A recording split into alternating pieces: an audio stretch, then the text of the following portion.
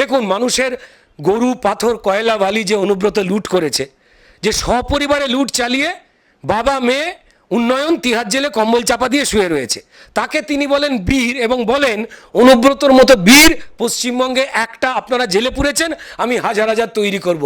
ও বীর, ও বাংলার বাঘ। এই ববি হাকিমি বলেছিলেন বাংলার বাঘ। বোমবাদা শওকাত মোল্লা, মুখ্যমন্ত্রী বলেছিলেন তুই চুপ কর, তুই তো বোম বাঁধিস।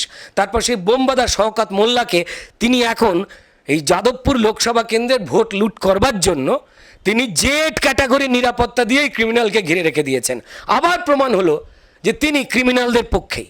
এই শেখ শাহজাহানের পাশেও মুখ্যমন্ত্রী বিধানসভা থেকে কার্যত দাঁড়িয়েছেন, এবং সন্দেশখালীর মা বোনেরা থানাতে কমপ্লেন করতে গেলে তাদের নামেই কমপ্লেন করে পুলিশ, এবং বলে আপনাদের যারা সর্বনাশ করেছে, মান ইজ্জত কেড়েছে, জমি লুট করে যারা মাছের ভেড়ি বানিয়ে ফেলেছে, তাদের সঙ্গে কম্প্রোমাইজ করে নিন, আমরা কেউ নয়।